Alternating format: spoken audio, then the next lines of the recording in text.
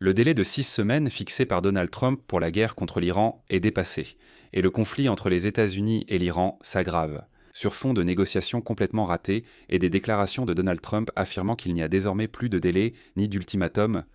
Au Pentagone, on a déclaré qu'un troisième groupe d'attaque de la marine américaine, dirigé par le porte-avions USS George Bush, arrivera au Moyen-Orient d'ici 35 jours. Au même moment, la marine américaine a intercepté ces derniers jours, dans les eaux asiatiques, au moins 3 pétroliers battant pavillon iranien, ce qui montre que le conflit ne fait que s'étendre géographiquement. Mais en même temps, le Pentagone a laissé entendre que la guerre allait durer longtemps. Ils ont déclaré que le déminage complet du détroit d'Ormuz des mines iraniennes pourrait prendre au moins 6 mois. Quant à l'Iran, il s'est déjà vanté que la banque centrale du pays avait reçu le premier versement de l'URSS. Il s'agit des systèmes de collecte des droits de passage par le détroit d'Ormuz. Actuellement, des choses étranges se passent aux États-Unis. Un milliardaire proche de Donald Trump a été démis de ses fonctions de ministre de la Marine des États-Unis sans explication. Et cela en plein milieu d'une opération de ces mêmes forces navales américaines au Moyen-Orient. Je m'appelle Alexei Petchi. Discutons ensemble de ce sujet. Mais avant de commencer, je vous demande de vous abonner à la chaîne, de mettre un like et de laisser un commentaire. Et abonnez-vous à ma chaîne Telegram Petchi News. Le lien se trouve dans la description de cette vidéo. Alors, il est déjà évident que les États-Unis sont coincés dans une guerre avec l'Iran pour longtemps. Mais la question est, pour combien de temps exactement ? Le déminage complet du détroit d'Ormuz des mines iraniennes pourrait prendre au moins 6 mois. Des représentants du Pentagone l'ont déclaré lors d'un briefing privé devant les membres de la Commission des forces armées de la Chambre des représentants du Congrès des États-Unis. Cela signifie que les prix mondiaux du pétrole et de l'essence pourraient rester à des niveaux records pendant longtemps, même après la signature d'un accord de paix qui n'est même pas en vue. Les républicains, d'ailleurs, évoquent déjà le fait qu'en plus des problèmes économiques, ils sont préoccupés par les conséquences politiques possibles à l'approche des élections de mi-mandat en novembre. Pendant ce temps, les États-Unis poursuivent leur blocus du détroit d'Ormuz pour les navires iraniens. Mais aujourd'hui, il est devenu évident que la traque des pétroliers iraniens a largement dépassé les frontières de la région. Il est rapporté que les forces navales américaines ont intercepté au moins 3 pétroliers battant pavillon iranien dans les eaux asiatiques ces derniers jours. Il s'agit des navires Deep Sea, Seven et Dorena. Les 2 premiers étaient partiellement chargés de pétrole, tandis que le 3e était entièrement chargé. Au total, ils transportaient environ 4 millions de barils de pétrole iranien. Les militaires américains auraient également pu saisir le pétrolier Derea. Selon les données du service de suivi des navires Marine Traffic, le Deep Sea a été aperçu pour la dernière fois au large des côtes malaisiennes il y a une semaine. Seven a été vu au même endroit il y a 1 mois, Dorena au large des côtes du sud de l'Inde il y a 3 jours, et Derea au large de la côte ouest de l'Inde la semaine dernière. Avant cela, le Pentagone avait signalé la capture du pétrolier iranien Tiffany dans la région Indo-Pacifique.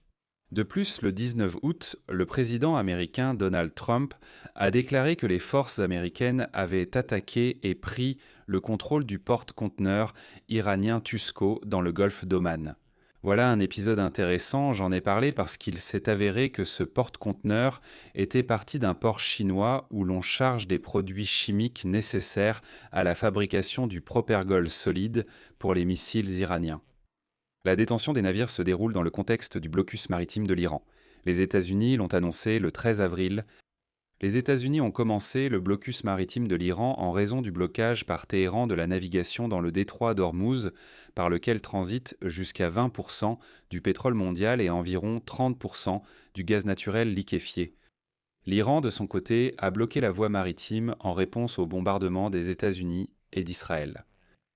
Mais tout le problème pour les États-Unis, c'est que l'Iran a déjà commencé à gagner officiellement de l'argent grâce au blocage du détroit d'Ormuz.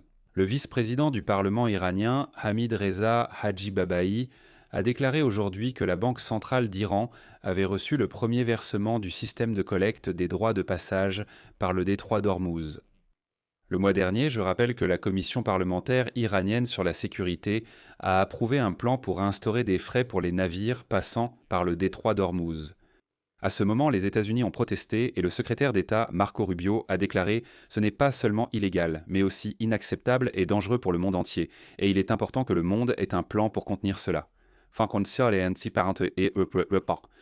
Mais finalement, Téhéran avait précédemment déclaré que la reconnaissance de la souveraineté iranienne sur le détroit d'Ormuz constituait une condition pour mettre fin à la guerre. Et maintenant, le Parlement iranien et le Conseil suprême de la sécurité nationale examinent un plan visant à établir un contrôle total sur cette voie navigable, car il est devenu évident qu'il est possible d'en tirer d'importants profits. En réponse, les États-Unis ne font qu'accroître leur présence militaire dans la région et passent à un blocus total. Le troisième groupe aéronaval de la marine américaine, dirigé par le porte-avions USS George Bush, arrivera au Moyen-Orient dans les 35 jours. Actuellement, les navires suivent des itinéraires autour de l'extrémité sud de l'Afrique. Il ne leur reste littéralement plus beaucoup de temps avant d'arriver.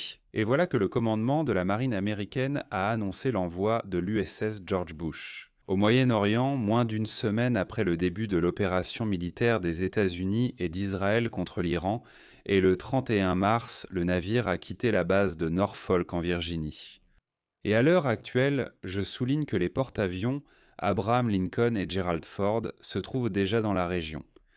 Mais la veille, le président américain Donald Trump a déclaré qu'il avait ordonné de prolonger le cessez-le-feu avec l'Iran à la demande du Pakistan. Téhéran dispose de temps pour préparer une proposition consolidée concernant l'accord. Dans le même temps, il n'a pas précisé le calendrier exact de la nouvelle trêve. Et voilà que des sources d'Axios affirmaient que Trump était prêt à accorder à l'Iran encore 35 jours pour réfléchir. Mais Trump lui-même a qualifié cette information de fake news, assurant qu'il n'y a aucune pression concernant les délais pour le cessez-le-feu ou la fixation d'une nouvelle date de négociation avec l'Iran. Il dit « Nous ne faisons pas pression, prenez tout le temps qu'il vous faut. Réfléchissez, prenez votre temps. » Voilà, les délais et les ultimatums sont finis. En même temps, Trump soulignait que les États-Unis ne lèveraient pas le blocus maritime des ports de la République. Citation de Trump. Le blocus les effraie encore plus que les bombardements. Ils ont été bombardés pendant des années, mais ils détestent le blocus. Mais quelque chose se passe tout de même à l'intérieur de l'administration de Donald Trump, et cela indique que l'opération de Trump contre l'Iran ne se déroule pas comme prévu. Malgré tout ce tapage médiatique et les déclarations publiques. D'abord, Trump a parlé de 46 semaines et disait que nous étions en avance. La 7e semaine a commencé, la guerre continue.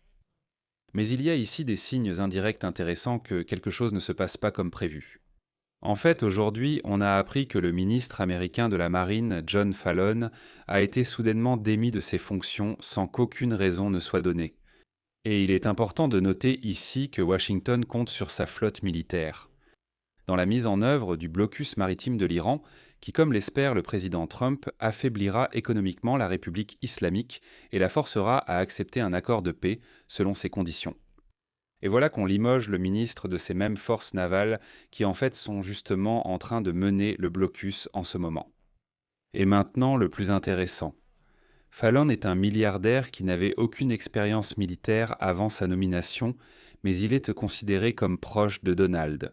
Et quand on écarte de leur poste ses propres amis, c'est un signe évident de problèmes à l'intérieur du système.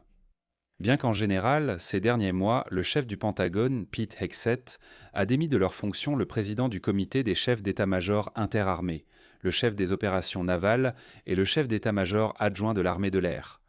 Et le 2 avril, Hegseth a également limogé le chef d'état-major de l'armée, Randy George, sans donner aucune raison.